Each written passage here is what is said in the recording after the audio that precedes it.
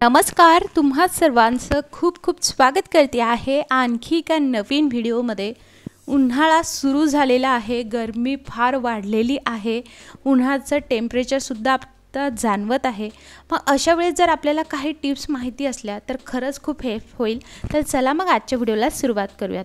सगळ्यात पहिली टिप, जेव्हा आपण कधीही पोळी करायला घेतो आणि त्याला जर आपण जास्त पीठ नाही लावलं ना तर अशा वेळेस पोलपाट बेलण्याला जे आहे ती पोळी चिटकते। मग अशा वेळेस काय करायचं, जे काही बेलणं आहे ना ते फ्रीजरमध्ये ठेवायचं अगदी 5 ते 7 सेकंदाकरिता। अगदी थोडंसं थंड झालं की पोळी लाटायला घ्यायची, अगदी लाटल्या जाते।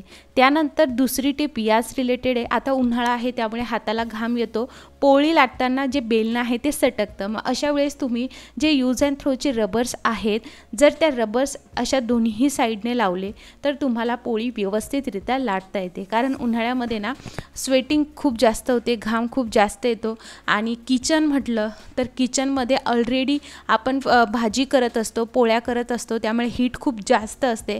मग किचनमध्ये आपल्याला भरपूर असं घामसुद्धा येतो आणि गरमीसुद्धा होते। मग अशा वेळेस तुम्हाला ही टिप नक्की जी आहे ती उपयोगाची होईल। ज्याही 2 टिप मी तुम्हाला पोळ्या करताना सांगितल्या आहे त्या नक्की फॉलो करा आणि अशा पद्धतीने नक्की पोळ्या करा। आय होप ही टिप तुम्हाला खूप आवडली असणार। दुसरी टिप आहे, बऱ्याचदा आपण काही काम करत असताना काही व्हिडिओ वगैरे बघत असतो। मग अशा वेळेस जर आपण असा मोबाईल ठेवला ना तो सतत खाली पडत असतो किंवा एखाद वेळेस असाच ठेवला आपण आणि वरून खाली पडला तर मोबाईल अगदी फुटायला होतो। मग काय करायचं, तुम्ही खाली यूज अँड थ्रोचं असं रबर ठेवायचं, म्हणजे काय होतं मोबाईल बिलकुल स्लिपरीसुद्धा होत नाही। तुम्हाला वेगळं असं मोबाईलसाठी स्टँडसुद्धा विकत घेण्याची गरज पडत नाही आणि आपले पैसेसुद्धा नक्कीच वाचतात। चला आता 3 नंबरची आपण ट्रिक बघणार आहोत। बघा, उन्हाळा म्हटलं की आपण बऱ्याचदा टेरेसवरती झोपायला जातो किंवा उन्हाळा म्हटलं तर मच्छरसुद्धा जास्त होतात संध्याकाळच्या टायमाला। मग आपण काय करतो, कॉईल वगैरे लावत असतो, पण बऱ्याचदा कॉईल लावण्यासाठी आपल्याकडे ते स्टँडच जे आहे ते त्या योग्य वेळेला दिसत नाही असं म्हणू शकतो आपण। मग अशा वेळेस आपल्याकडे नेलकटर असतं, आपण नेलकटरचा ही कॉईल साठी ॲज अ स्टँड म्हणून नक्कीच वापर करू शकतो आणि आपण व्यवस्थितरित्या कॉईल ही लावू शकतो। ही ट्रिक तुम्हाला कशी वाटली कमेंटमध्ये नक्की सांगा। स्टँड नसेल तरी अगदी काही टेन्शन नाही आहे, तुम्ही अशा पद्धतीने नेलकटरचा वापर करून मॉस्किटो कॉईल लावू शकता। चला आता आपण नंतरची ट्रिक बघणार आहोत। बघा, आपण भांडी तर रोज घासतो, पण क्षारयुक्त पाणी असल्यामुळे आपले ॲल्युमिनियमची भांडी ही अगदी काळपट होतात। ॲल्युमिनियम नाही तर स्टीलसुद्धा अगदी काळपट व्हायला लागतं।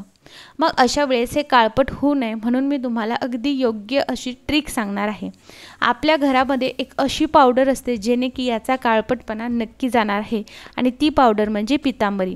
तुम्ही जर कधी डीप क्लीन करत आहात, भांडी घासत आहात, तर मग अशा वेळेस जर तुम्ही साबण वापरत आहात भांडी घासण्याकरिता किंवा डिशवॉश लिक्विड वापरत आहात, त्यासोबत जर तुम्ही थोडीशी पितांबरीची पावडर जरी घेतली ना तरी जो काही काळवटपणा असतो तो पूर्ण निघून जातो भांड्यांचा। त्यामुळे ॲल्युमिनियम असेल, स्टील असेल, पितळ, तांबं तर त्या सोबत आलंच, आपण ते स्वच्छ करण्यासाठी नेहमी त्याचा वापर करत असतो, पण कधीतरी तुम्ही ॲल्युमिनियमचा काळपटपणा घालवण्यासाठी सुद्धा याचा वापर करा।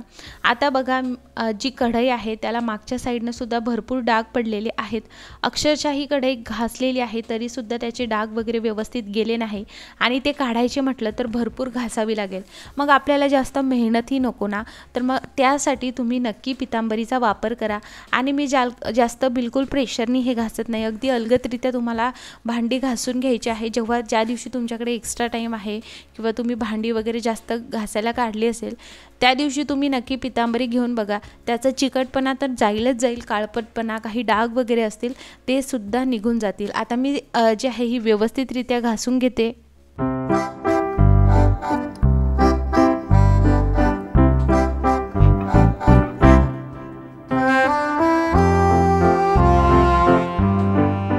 आता बघा, मी हे व्यवस्थित घासून घेतलेलं आहे आणि आता मी तुमच्यासमोर याच्यामध्ये पाणी टाकून तुम्हाला दाखवणार आहे की याचा जो काही काळवटपणा होता तो किती छान पद्धतीने निघालेला आहे आणि पूर्ण याला शाईन येऊन जाते।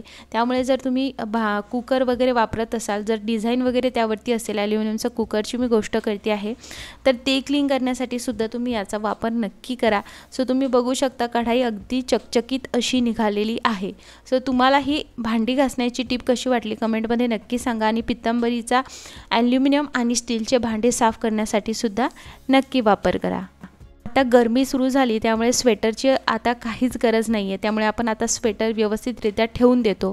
मग अशा वेळेस आपल्याकडे जर जागेची कमी असेल किंवा यासाठी वेगळी अशी बॅग नसेल आणि यावरती धूळ वगैरे नको बसायला असं वाटत असेल तर मी तुमच्यासाठी खूप छान अशी एक ट्रिक घेऊन आलेली आहे। तुम्हाला जेवढेही स्वेटर असेल त्याची व्यवस्थितरित्या घडी करून घ्यायची आहे आणि स्वच्छ धुवून किंवा तुम्ही तसेच ठेवत असाल तुमच्या इच्छेनुसार। त्यानंतर आपल्याकडे बघा जुनी बेडशीटची खोळ वगैरे असते, बस त्याचाच वापर करायचा आहे। तुम्हाला जे स्वेटर त्यामध्ये ठेवायचे ते सगळे ठेवू शकता, ब्लँकेट्स ठेवण्यासाठी सुद्धा याचा वापर करू शकता। दुसरी मेन गोष्ट म्हणजे आपण यामध्ये जेही ठेवतो आहे त्यावरती बिलकुल धूळ होणार नाही। जी धूळ व्हायची आहे ती या कव्हरवरती होणार आहे, नंतर ती आपण वॉशसुद्धा करू शकतो। सो नक्की तुम्ही अशा पद्धतीने आता स्वेटर्स ब्लँकेट ठेवण्यासाठी जुन्या बेडशीटचा आपल्याकडे पेअर वगैरे असतेच आणि त्याच्या खोळीची पेअर असते, सो त्याचा वापर तुम्ही नक्की करू शकता। ही टिप आवडली असेल तर इथेच नक्की लाईक करा। आता बघा आपल्याकडे बूट असतो, उन्हाळ्यात शक्यतोवर आपण बूट घालायचं टाळतो कारण त्यामध्ये वास येतो। पण तुम्हाला कधी माहिती आहे का हा जो काही बूट असतो त्याच्या मागे तुम्हाला जे काही गोल दिसतं आहे ते कशासाठी असतं? चला तेच मी सांगते। जेव्हा आपण बूट घालतो तो जर लहान वगैरे होत असेल तर हे अशा पद्धतीने ओढण्यासाठी हे दिलेलं असतं। बऱ्याच लोकांना याची माहिती नसते, म्हणून मला असं वाटलं की चला तुम्हाला सांगावं। त्यामध्ये बोट घालून तुम्हाला ते मागं ओढून घ्यायचं असतं आणि व्यवस्थितरित्या ते मागं सुद्धा होतं। सो जर बूट लहान झाला असेल तर याचा वापर त्यासाठी नक्की करा। चला आता आपण नंतरची ट्रिक बघूयात। बघा आता मिक्सर म्हटलं तर साफसफाई ठेवावीच लागते, पण आपण मसाला काढतो मग अशा पद्धतीने साफसफाई करण्यासाठी ब्रशचा वापर केला जातो, पण तो ब्रश ना व्यवस्थितरित्या तिथे जात नाही आणि व्यवस्थित आपल्याला साफ करता येत नाही। मग काय करायचं, तुम्हाला ब्रश घ्यायचा आहे, जुना ब्रश घ्यायचा, नवीन ब्रश नाही घ्यायचा।